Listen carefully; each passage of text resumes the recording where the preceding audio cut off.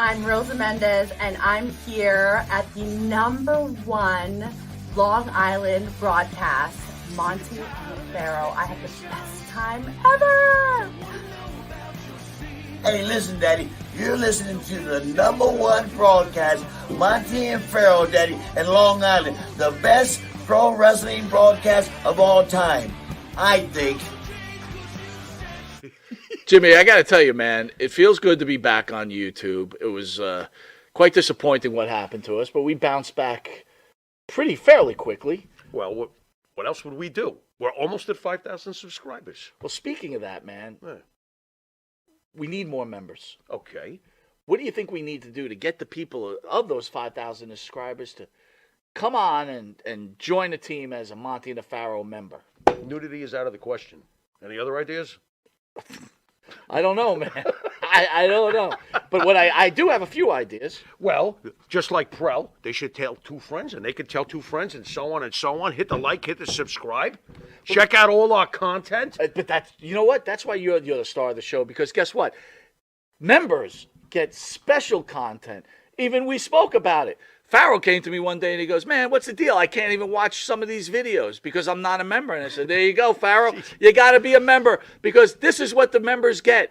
They get free content Nice. that none of the other fans that watch this show get. That's right. You get free autographs from some of these wonderful stars that come in, right? Nice. All you do is you go to the MNP webpage, or right, our own page, and shoot us an email and say, hey, man, I want a picture of Tommy Rich. I want a picture of whatever. And boy, that's on its way. We give them their choice. That's right. We rock. We do rock. And you need to rock too. Join. Straight out of ESO Studios comes Monty and the Pharaoh's #1 after show, the only after show featuring me, ESO. And welcome, everybody. Let's get this thing started. Oof. First thing I got to do is thank you fans for coming out and supporting me. It's always great to talk with you guys and get the emails and get the interaction going.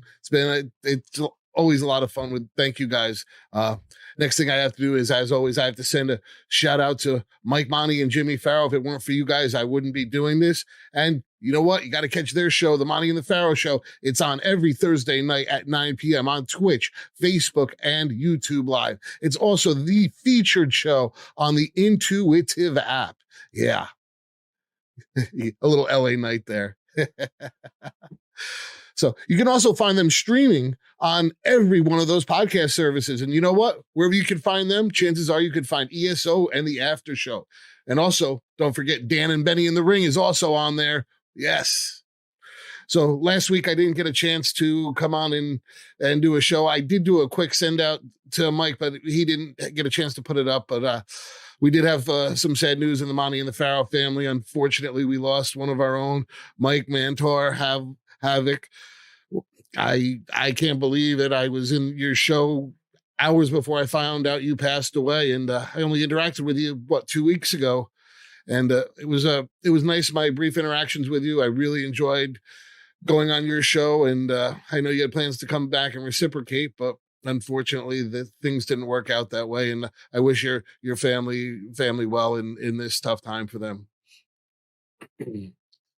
So well, on another note, so the after show, we've got some cool stuff coming up. So I think I'm going to try and go live next week. I was going to go live last week, but I had a little bit of an internet issue up here in upstate New York. We had some ridiculous storms come through, and internet was kind of a little bit intermittent. And unfortunately, I missed the second half of the Monty and the Pharaoh show, and I was not able to go live with Mike Monty. But hopefully either next week or the week after we'll be going live, and we've got some cool stuff coming up. Some really, really fun guests.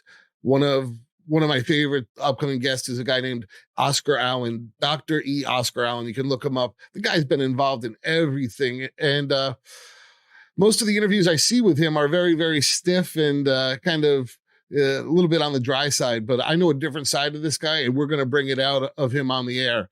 I can't wait for that. So let's see. So, while we're on some of the stuff coming up on the network, we are already streaming on the ESO Creative Twitch site with, right now I'm doing the WWE 2K23. it's a pretty cool game. It's actually a lot of fun. It's been a long time since I played video games, especially a wrestling video game, and this definitely is a lot of fun. It's a lot bigger than the old games of the past, and I am going to probably start streaming next week. We're just not sure on what times on the Monty and the Pharaoh Twitch channel. And I'm going to start with the old NES wrestling games, Muscle, Tag Team Wrestling, and Pro Wrestling. Probably going to do all three of them in one episode.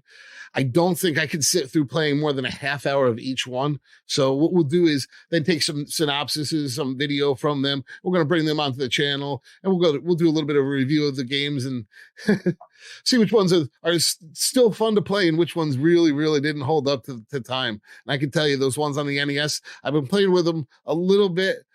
They're a little on the rough side. Pro wrestling is still a little bit fun, but man, the muscle game, MUSCLE, with periods in between, that's a little tough to play. So is Tag Team Wrestling by I believe it was Tecmo, but they ended up coming out with Tecmo Wrestling later on I believe it was 1990, and that ended up being a pretty good game. So let's see, where are we at? Well, listen, we had some cool wrestling news I want to just touch base on this week. We had Jake on Wrestling Inc. They were talking about Jake the Snake Roberts actually performing the DDT for the first time in a long time. He struggled a little bit with it, but you know what? Nobody got up from his DDT, and I doubt whoever it was in that wrestling program got up after it either. Yeah, everybody always sold Jake's DDT.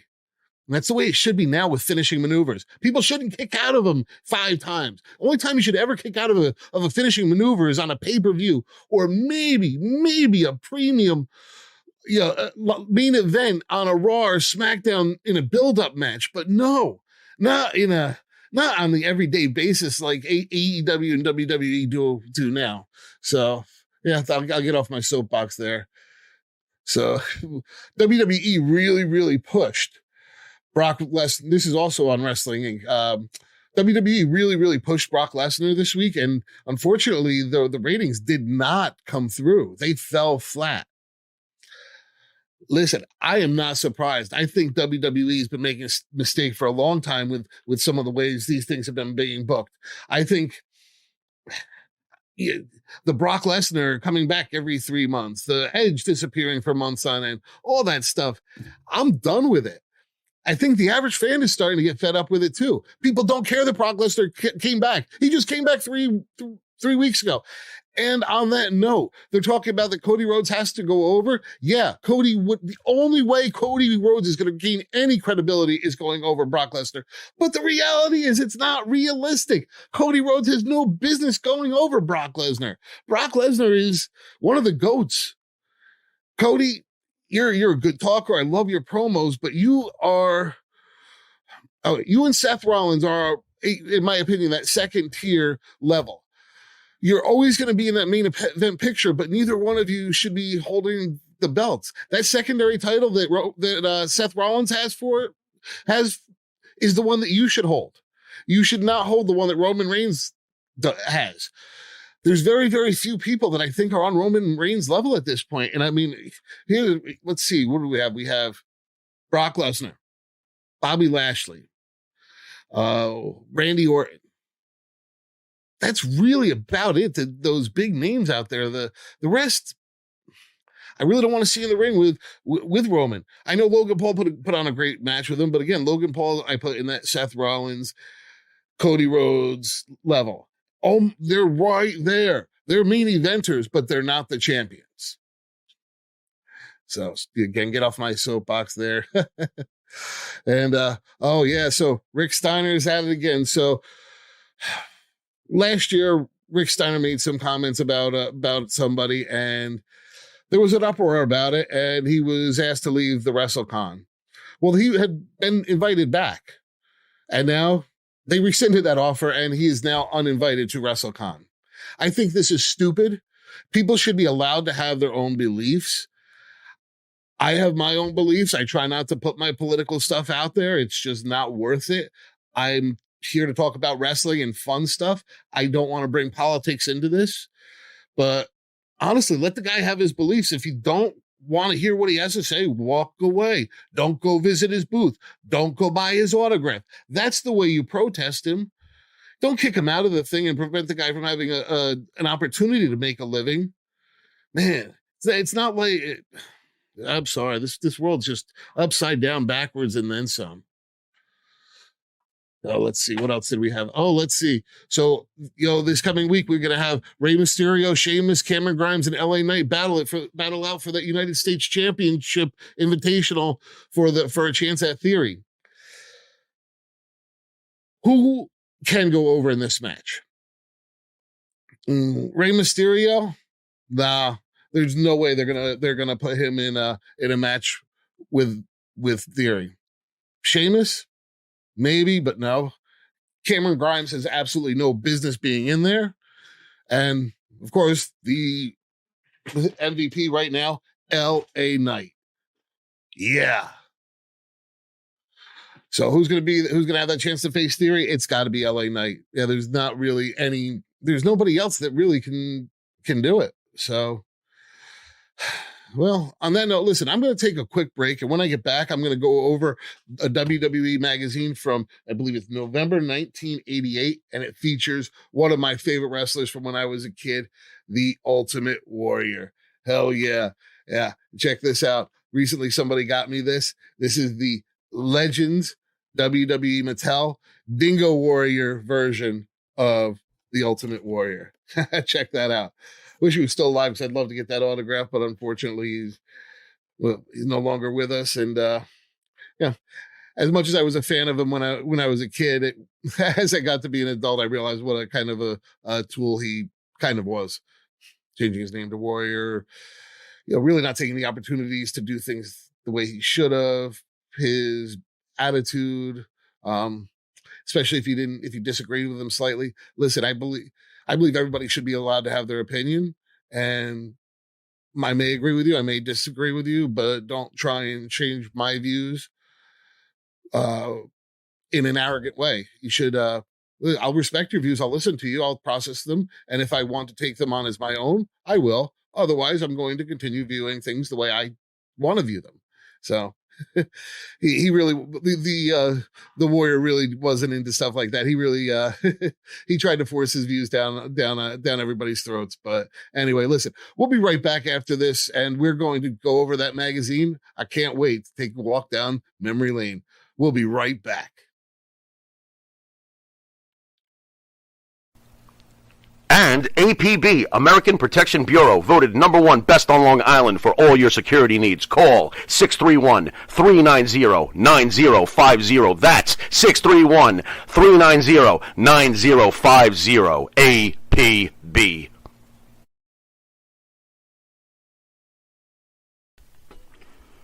Elm Logistics, for all your logistic needs. Call 631-299-3595. That's 631-299-3595.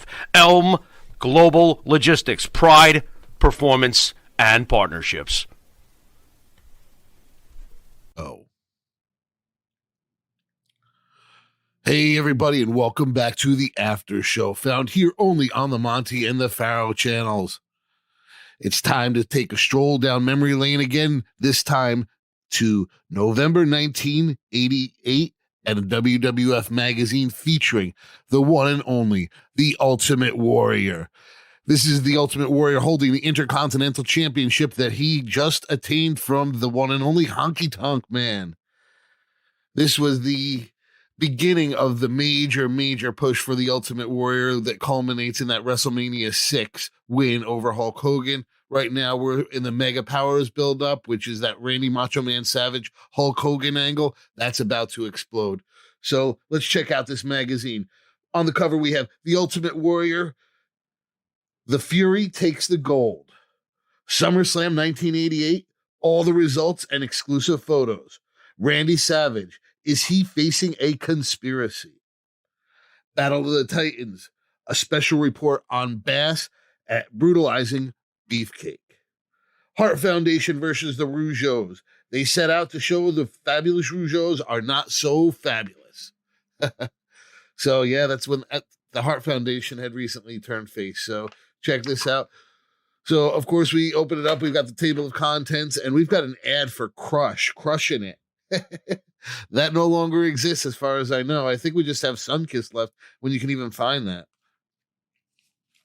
First article that we're going to go into is it's Around the Ring. And what this does is this is giving a culmination of the results of SummerSlam and the angles going forward and how they're going to lead into the Survivor Series.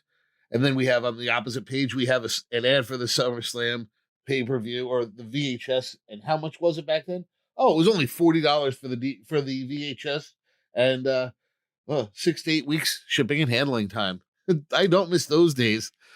Could you imagine how people would react now if you had to send a check out in the mail and then 6-8 weeks later you finally receive your package back? Wow, they would be flipping nowadays. If people don't get stuff in 2 days, they're upset now. Let's see. We've got On the Mat, which features the Don Morocco is now getting shadowed by the superstar Billy Graham because superstar acting more of a manager role for Don the Rock Morocco at this point. Newsbreakers. Sugar Ray Leonard had attended SummerSlam and just interacted with the fans and with some of the athletes there. Personality profile this month features Paul Roma going on the singles circuit. I believe this is just before the Young Stallions got established. So Paul Roma had a great look. He just never got over in the WWF. He did to a point in the WCW and was part of the Horsemen, but really he never lived up to the potential that they thought he would. Next we have the ad for the ice cream bars. You guys hear me rave about them all the time. Bring those things back. I loved them. I miss them. They were awesome. Next, we have an interview with the Ultimate Warrior where he discusses his win over the Honky Tonk Man at SummerSlam. I don't know if you guys remember this. The Honky Tonk Man issued an open challenge, and the Ultimate Warrior came out and squashed him in 30 seconds. It was great. It was great. The Ultimate Warrior was so over then. And as a kid at that point, he was a larger than life superhero. I didn't realize his matches were squashes because the guy couldn't really work a match because he would blow up and be winded after 2 minutes. But back then, hey, I had no clue. Next up, we have another article from the cover. We have Battle of the Titans featuring Outlaw Ron Bass and Brutus the Barber Beefcake. And this is about bull whips and brutality. And Ron Bass has spurs out. He's got a bull whip, all kinds of stuff in his weapons in his feud against Beefcake.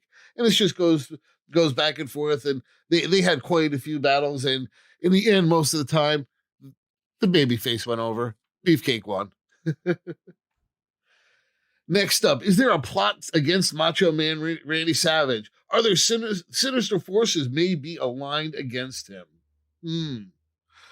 I wonder if that's Hulk Hogan and Elizabeth. But in this article, it's about Bobby the Brain Heenan and the Heenan family, Jimmy Hart's family, Andre the Giant, Haku. Then we have Slick and Big Boss Man. Back then there were a lot of really good. There was a lot of good talent back then. It was a lot of fun. This week, I wanted to focus a little bit more on a different part of the WWF catalog. So I took a picture of the posters that were available. Check this out. When I was a kid, I always wanted that Hulk Hogan 6'6" poster, but never did get it. Demolition had that poster, looks awesome. Check this out, that Jake the Snake one. Bam Bam Bigelow, Brutus Beefcake, the Ultimate Warrior himself. Man, what a great time to be a WWF fan as a kid. There was some cool stuff out there. Next, we have the results of SummerSlam 1988, where the Mega Powers destroy the Mega Bucks. And we see the seed sowed really soon of the turning of Savage against Hogan for the lead up to WrestleMania 5. Back then, there were 4 major pay-per-views a year. You had SummerSlam, you had the Survivor Series, the Royal Rumble, and WrestleMania. And over the course of the year, storylines played out, and they really were long. They were longer range back then, kind of like this Bloodline angle. That's why everybody's really enjoying this Bloodline angle. It's the longevity of it. And back then, you could see at this point the seeds being planted for that eventual turn. So that was awesome. But at this point, the Mega Powers destroyed the Mega Bucks, and then we had the surprise of the Ultimate Warrior winning the Intercontinental Championship from the Honky Tonk Man. We also had Demolition, the champions, going over the former champions, the Hart Foundation. Speaking of the Hart Foundation, the next article is about them. They had recently turned face, and they were facing off with Jimmy Hart's proteges, the Rougeaus. This was just about how, just the feud in general, stuff like that. Next up, we have one of the most dangerous men that ever stepped into the squared circle. We know him as Ming. We know him as Haku. But at this point, we knew him as the King Haku. Let's see. This says, is he the WWF's most dangerous man? At that point, he probably was. Next up, Private Eye. George the Animal Steel takes the Detroit by storm. This is about him touring all over Detroit, chosen by all the big landmarks at that point. At that point, Detroit was doing really well. That was before it really went downhill. So, Wrestler's Rebuttal this month, it's Bobby Heenan saying he's sexy, and then, whatever. We have Brutus Beefcake responding with Heenan needs a haircut. Rick Rude, Bobby's got a style all of his own. Slick, you can't deny it. The Bros got it all, style, looks, and money. Coco Beware. Bobby Heenan, the Weasel, is ugly inside and out. Of course, we have the WWF crossword, and the last page, as always, is a caught in the act. This month, it is Ted DiBiase putting money into the inside pocket of Jesse Ventura. The caption reads, Jesse the Body Ventura smiles in appreciation as Ted DiBiase gives him some greenbacks. Was it a gift or an attempt to grease the skids of victory at SummerSlam 1988? Wow. I love going through these magazines. It's a lot of fun. Especially these ones from like the 87 to, like 1990 era. That was really my biggest wrestling fandom as a kid. That's what made me a lifelong fan. So, Ultimate Warrior. So, on that note, I'm going to take a quick break. And when we get back, we're going to wrap this up. And I'll be right back. Sir? Ah. Manscaped? Uh-huh. Have you tried the new equipment that's been sent? I'm afraid because it says Weed Whacker. I'm scared. Maven, Manscaped, what are you thinking about Love it. Manscaped, dude? Love it. What do you use it for? Necessity. What don't I use it for? Put it this way. The only hair I have on my entire body is these eyebrows. Yeah. That you see. These Wow. caterpillars racing to the middle of my nose. That's it. That is it. That's all I have. And that's all I want. That's the So pick. Manscaped is a You- must. We were talking before the show. There's nothing worse than just hair. Yeah. Right? Hair on a woman, hair on a man. It's just bad. Absolutely. And it's the one thing that the older I get, it starts growing more in unwanted areas. Absolutely. I hate it. I'm going to ask you a question. Uh-oh. Just going to go out there. Oh, boy. Go for it. You're doing a deed. Yes. Again, I don't want you to have to admit this because we, as men, we try not to admit this. But if you're going to Oh, go I do know the deed where- on a I woman, know where would you he's rather going. have her be hairless or a little hair, racing stripe, or Racing stripe. full retro bush? Well, Racing stripe. Retro Bush is out. Yes, thank you. Retro Bush is out. Yeah. I don't mind a small, well manicured landing strip. Every now and then, if it's completely, and I'm talking like baby's ass bald, then I start. Where is that pedophilia line? I don't want to Wow. wander into that. That's thought very of it like interesting. that. I never thought about that. You're a Wow. smart dude. Holy shit. So if the landing strip is clean enough for the plane to go in smoothly, you're cool with that. If the landing strip is has, like I said, well manicured. Yeah, You yeah. can see both sides. It's not Like blinking lights on both sides of that. I just don't. I don't want. I don't want the shrubbery going off into unwanted areas on that as well. Gotcha. Oh, Yeah, look but- what you found. Ooh. I got to be all honest though. Hey, Ah.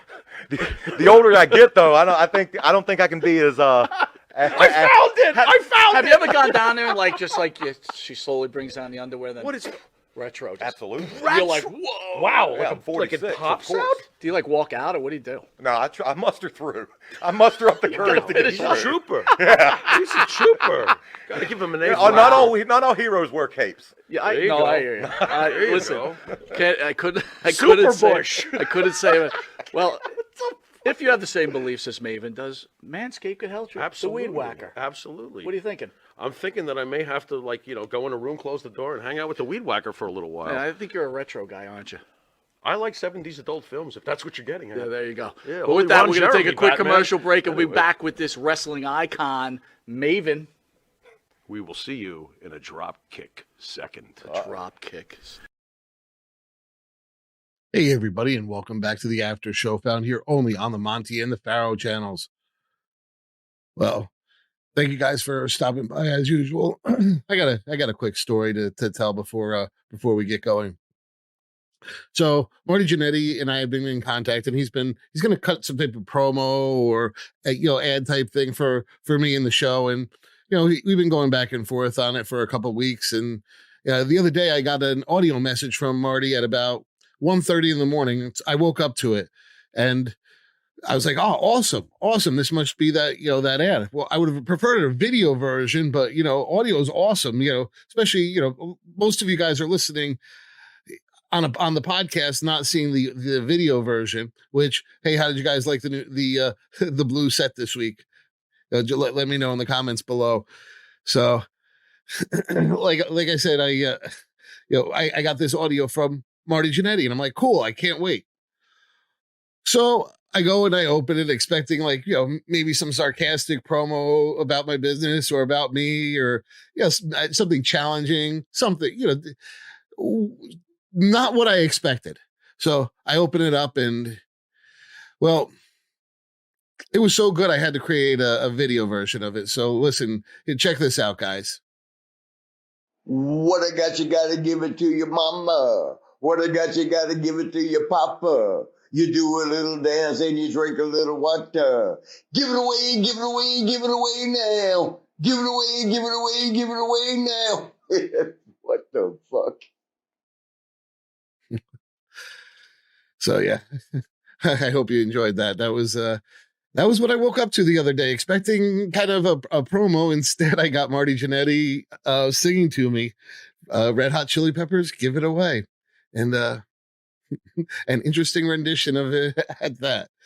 So, well, I just wanted to give you guys kind of a preview. I don't know if you guys ever see or go on to Twitch and what you do. And as you know, I'm going to be streaming a history of video games of the past, and I'm going to start with the NES. And one of my favorites was a game called Pro Wrestling. And what'll end up happening is when you're watching the stream, I'll be playing down here, interacting, and I'll be able to also see the chat so that I can talk back and forth with you guys too.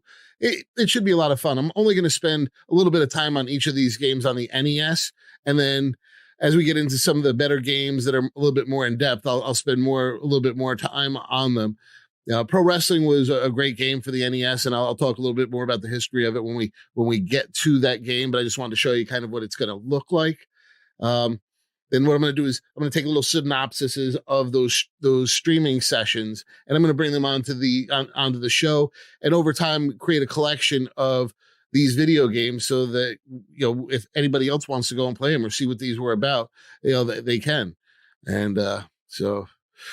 On that note, I think I'm gonna head out of here, and I gotta send a special thanks out to Mike, Monty, and Jimmy Farrell for letting me do this. It's always fun, and hey Marty Jannetty, thank you for sending me that interesting voicemail the other day, and thank you to all you fans, and yeah, we will be going hopefully live.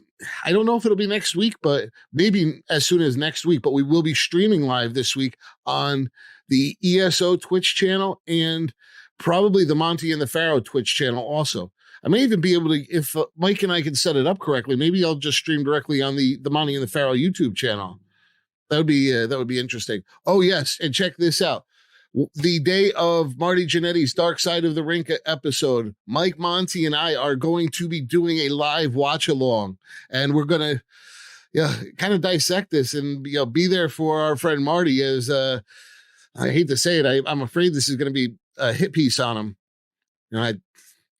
I don't see anything else. I mean, those Vice pieces, it's called, I don't remember what the name of it, but it definitely doesn't sound like it's going to be I think it's The World According to Marty Jannetty. We'll see. We'll see. But on that note, I'm going to get out of here. I'll see you guys next week. Later.